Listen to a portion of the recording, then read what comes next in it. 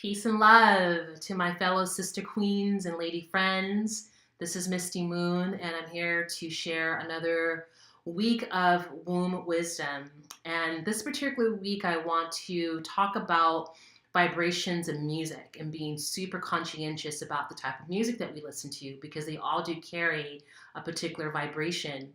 So if you go to YouTube and type in salt sound vibration, you'll see a video of this black plate that's connected to these amplifiers, and they poured salt on this plate and they start to let off these sounds, which is like beta, alpha sound waves. And so you remember when we were in elementary school and we had to do the sound tests? They had headphones on our heads, and you would hear boop, boop, and you would have to pull up your hand if you heard it on the left or right ear. Well, the sound sounds similar to that. So it's like a measurement of sound. And what happens is that the salt begins to move and create these perfect geometrical shapes. And the higher the frequency, the smaller the circles. And it almost looks like crop circles. In my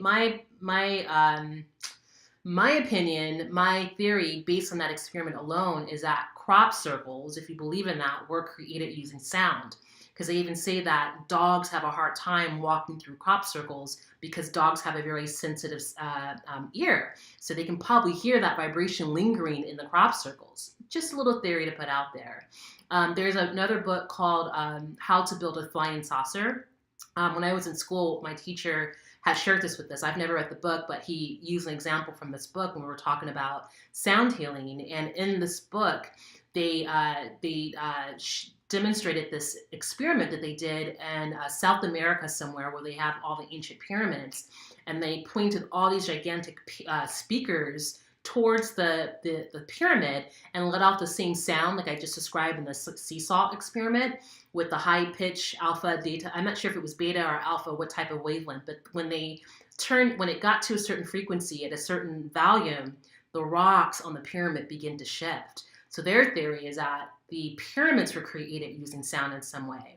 So with all that said, and also keeping in mind, also, I always bring up this example somehow or another because it's such a profound example of how our thoughts and words can shift us on a molecular level. I've even probably brought him up in another womb wisdom, but Dr. Emoto. So Dr. Emoto was the water scientist who passed away some years ago, and he did the experiment where he had 2 jars of water. One jar he thought negative thoughts, the other jar positive thoughts, froze them, then afterwards looked at both underneath the microscope. And with the positive words, it was perfect geometrical shapes. With the negative words, it was like distorted black molecules. And so again, that's another example, a physical example of how words can shift our vibration.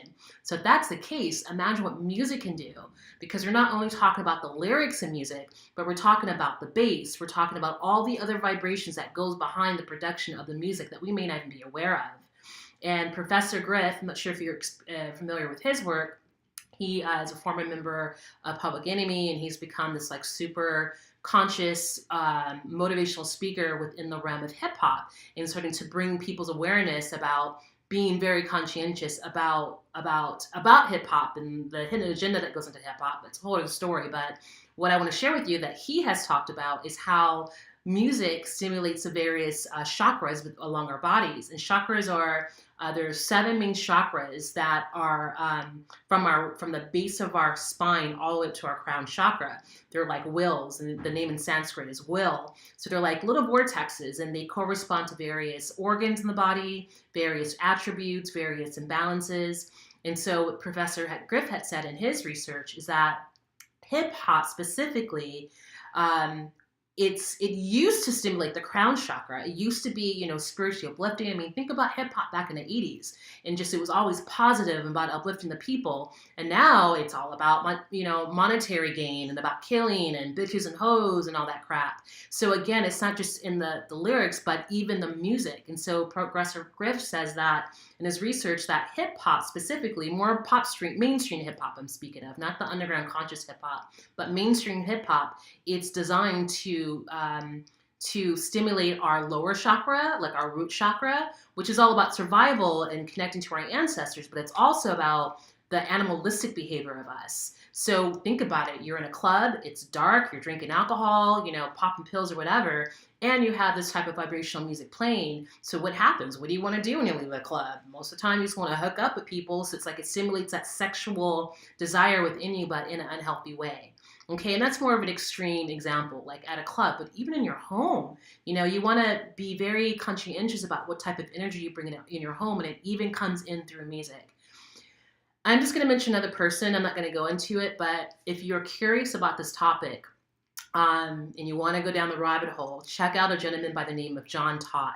It's John and Todd, Todd, and there's a couple of lectures that he's done on YouTube where he talks about, he used to work for Sony back in the 70s, and he goes into some pretty interesting stories about what he experienced working for Sony back in the 70s and the type of energies, dark energies that they purposely implement in pop music, okay? So yes, you want to be very, very conscientious about what you listen to. You know, like when you're cleaning your home, like think about it. Like when you go get a massage, you're not going to listen to Metallica, right? I don't know, maybe some people do, but you're not going to listen to some crazy, like, you know, happy hardcore music. You want to listen to something that's more relaxing and gentle. So that's just another example of how music can influence your moods and your well-being. So yes, that's my share with you today. Just, you know, be very conscientious. Look more into it. Professor Griff, he talks about how the music stimulates the chakras. YouTube put in a sound or soft sound experiment, and then you can see that you know, a physical representation of how sound, you know, manipulates matter. And then if you want to go a little bit deeper, look into John Todd on YouTube. So, and just again, I warn you, John Todd's lecture is, you know, you make sure that you're in a really light, high vibrational place before you listen to it, because some of it is quite dark. But I think it's really important information for us to know about, because this is something that we overlook. So yes, be very conscientious about the music you listen to, so that you can continue to be balanced. Because sometimes we find ourselves in bad moods. We don't know what it is. We're like, well, I'm having a good day. You know, why am I feeling so angry and frustrated and stagnant? And it could very well be the music that you're listening to. Okay, so anyway, that's my share. So have a wonderful week, and I look forward to connecting with you all next week for another weekly Win Wisdom. Okay, take care.